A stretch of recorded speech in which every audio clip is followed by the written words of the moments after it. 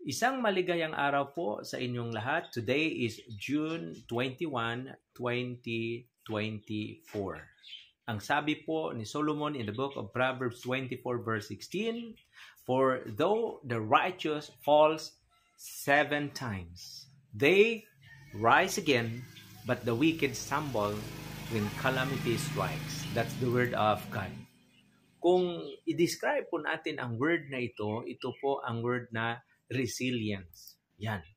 Sa panahon po ng COVID-19, nagkaroon po tayo ng pagsubok sa buhay.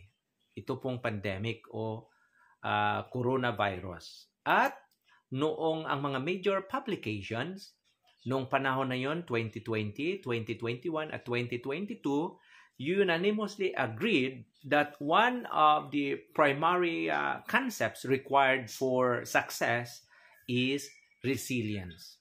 Yan. So ano ba ang ibig sabihin nito? Kahit nga yung Fortune magazine, yung Forbes magazine, Psychology Today, they all labeled resilience as the word of the year. No?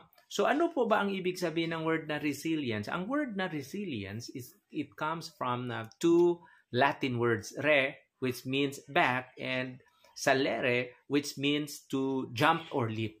So dito po nagsimula ang words natin o ang phrase na bounce back, because the word is associated with withstanding shock, no, or maintaining strength and not giving up, di ba?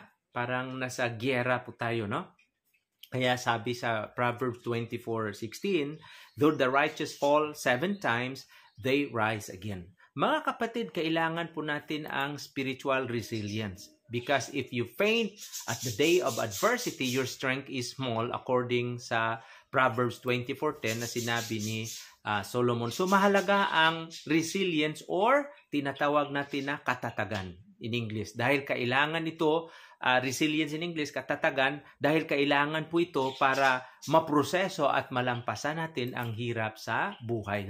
Resilience is the ability to anticipate, the ability to withstand and bounce back from external pressures and shocks. Kaya mga kapatid, sabi pa nga nila, ang resilience daw is the human heart's ability to suffer greatly and grow from it. So mga kapatid, kailangan po natin ng resilience. Meaning, ang resilience, advancing despite adversity. Di ba? So, sinabi nating advancing despite adversity. Yan po ang kailangan natin. Ang ating, So, ang Bible, marami pong mga kwento sa Bible. Mga buhay, stories of characters who persevered through struggles. And they were deepened their faith in God, and they inspired generations of believers. Ang pag-usapan po natin na halimbawa ay itong si Joseph. Tandaan po natin, Joseph, the dreamer from the Old Testament. Joseph was most beloved by his father, Jacob, yet he was hated by his half-brothers. Joseph struggled at home in a foreign land. Diba? At home, si Joseph po ay ang kanyang mga kapatid, mga half-brothers, dahil po sa kanyang panaginip, that he had a dreams about his brothers bowing down to him, and their father saw it was God's prophecy for the family. Sila po ay nainggit. Ang ngunit nangyari po ito, at ang ginawa nila, driven by envy, the brothers sold Joseph to traveling merchants, making their father believe Joseph was already dead. Kaya iyak ng iyak itong si Jacob for more than 27 years. Pero doon sa Egypt, Joseph's misfortune continued as he was imprisoned because of a false accusation na siya daw ay ng rape.